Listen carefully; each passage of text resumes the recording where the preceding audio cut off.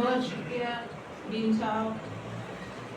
आखिर में मैं सदर जलसा और हमारे शोबे के सदर प्रोफेसर अब्दुल हलीम साहब से गुजारिश करूँगी कि वो आएँ और अपने सदारती कलमात के साथ साथ शुक्रिया के फ़राइज़ भी अंजाम दें। जनाब प्रोफेसर अब्दुल हलीम।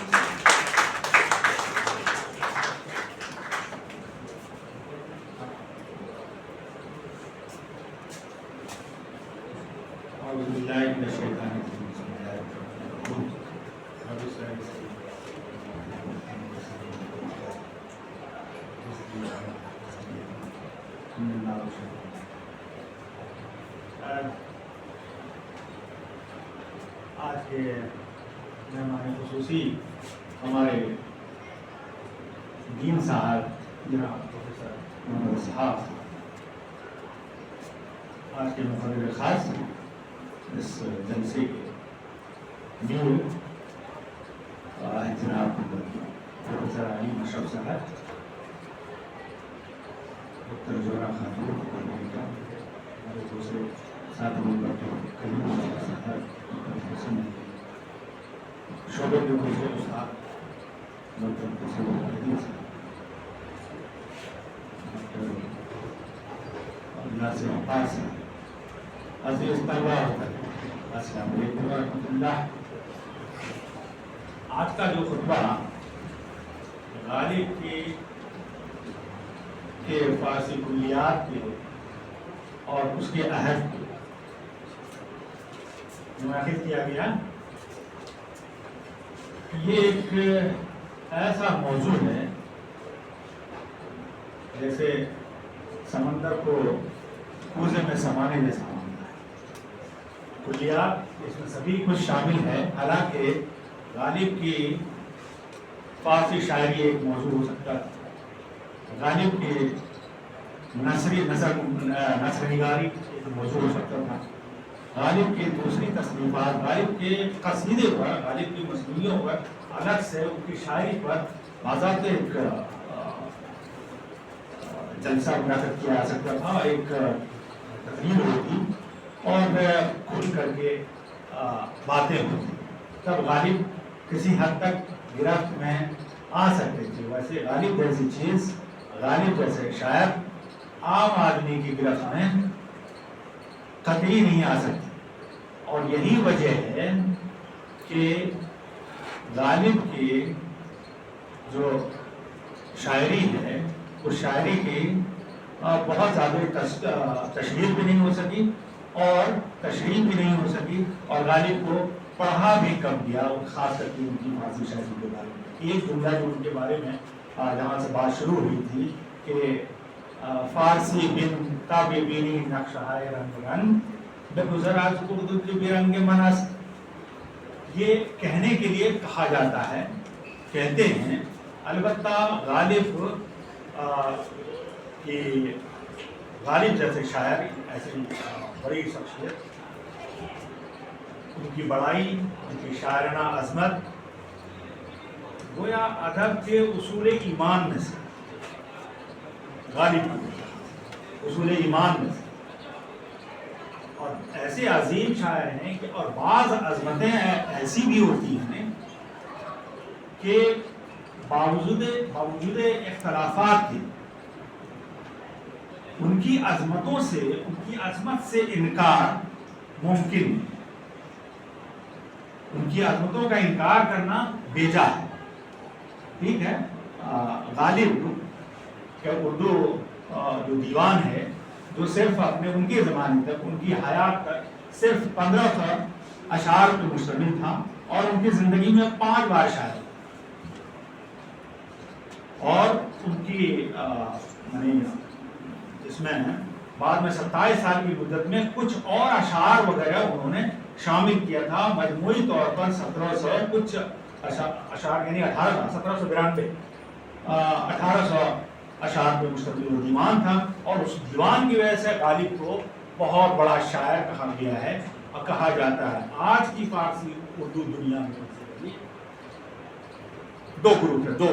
एक ग्रुप जो है गालिब को सबसे बड़ा शायर मानता है, गालिब को सबसे बड़ा शायर मानता है, और दूसरा ग्रुप میر کو سب سے بڑا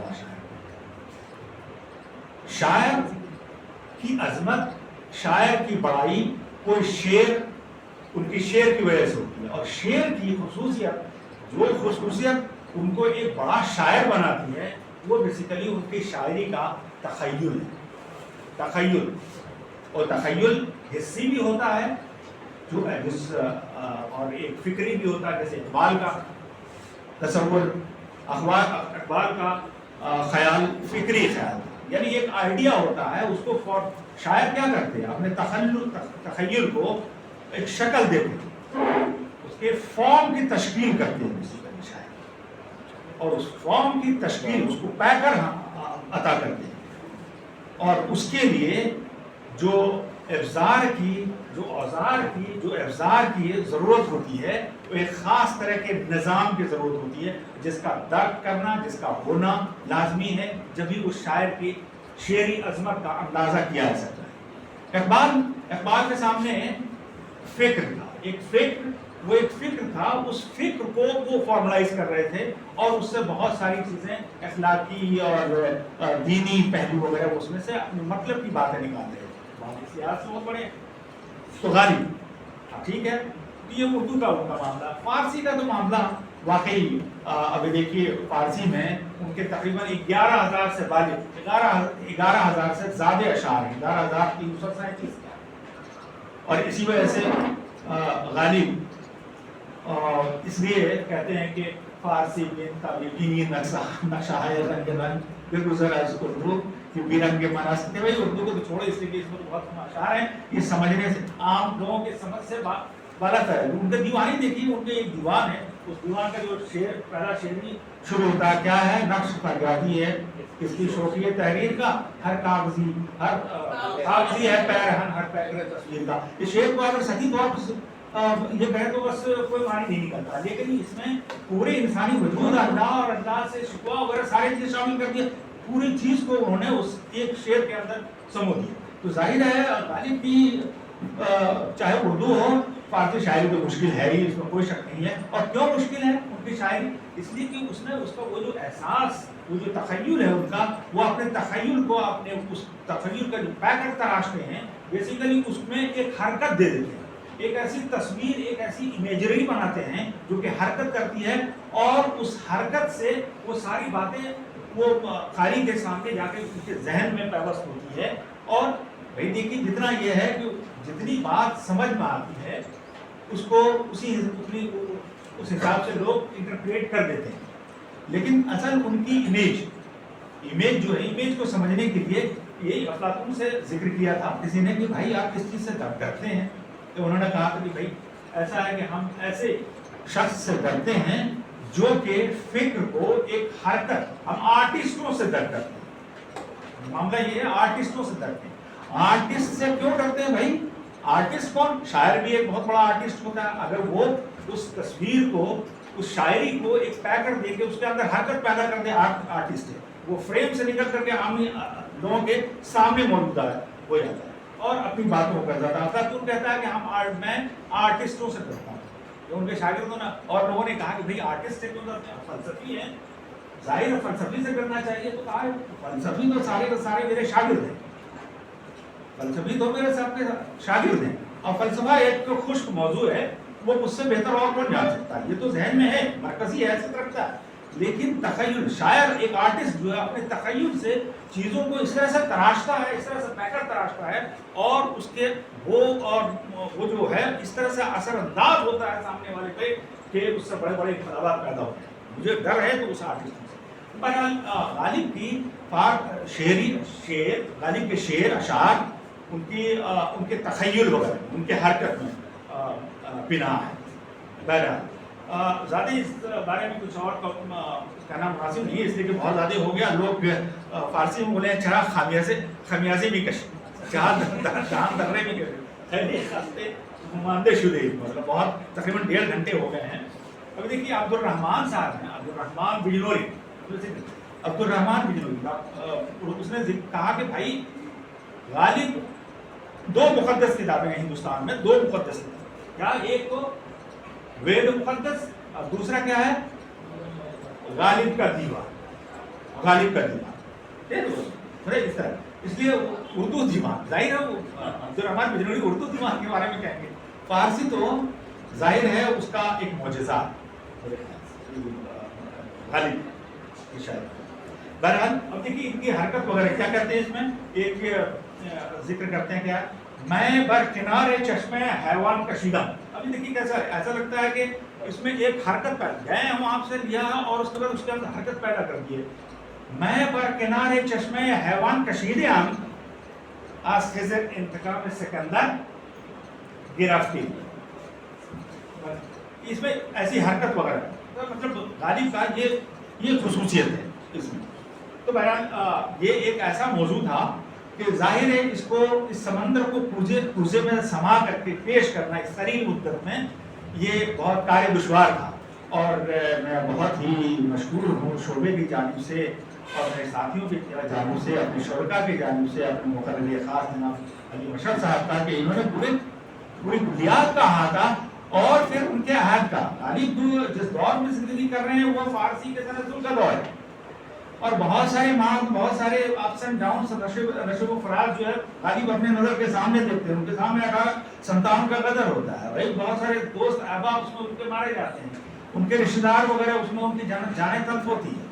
ٹھیک ہے, اور پیسے کے لیے محتاج ہوتے ہیں, قصیدہ لکھتے ہیں لیکن ایک چیز ہے غالب نے قصیدہ جو لکھا ہے بیسیکلی وہ ایسے نہیں تھے کہ بہت لالچی تھے, ضرورت تھی ان کی, وہ ضروریات ان کو کھینچ کے وہاں لے جاتی تھی. جیسا ڈاکٹر صاحب نے ذکر کیا کہ لے جاتی تھی.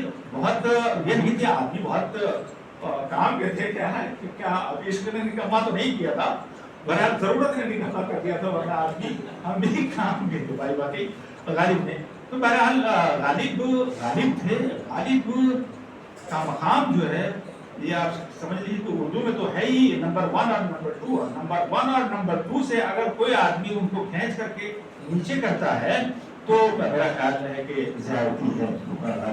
بہرحال میں آپ کا بہت بہت شکر گزار ہوں جناب پروفیسر علی مشرف صاحب. آپ باوجود بڑی گرفتاری کے جس کو کہتے ہیں مشغولیت کے آپ تشریف لائے اور ہم نے جب ذکر کیا اپنے دانشمند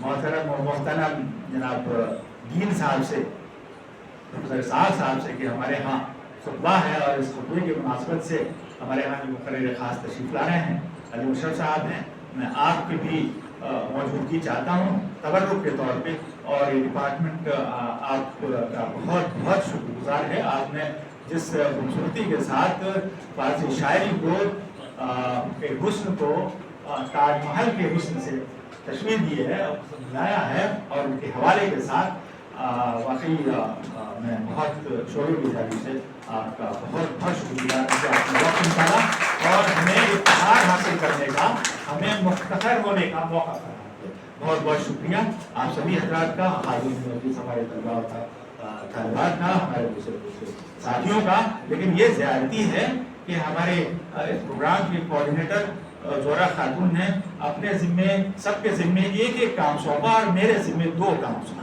صداقت کا بھی اور شکریہ کا بھی بہت بہت شکریہ. بہرحال